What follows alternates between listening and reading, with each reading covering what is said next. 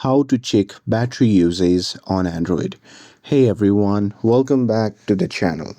In today's video, I will show you how to check battery usage on your Android phone. So now, without further ado, let's get started. So here, first thing first, open the settings app on your phone.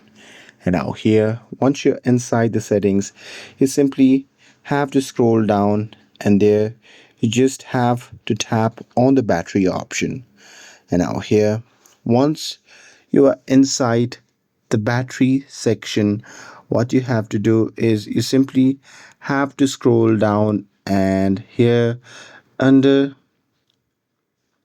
this section of the additional features, you'll see all your battery uses and the data of the battery usage as well. And here you'll see which apps and system features have used the most battery since your last full charge, and you can tap on one app to view more details about it battery consumptions too.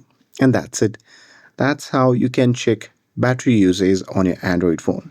With this, if you found this video helpful, then don't forget to like, share, and subscribe to get updated for more videos.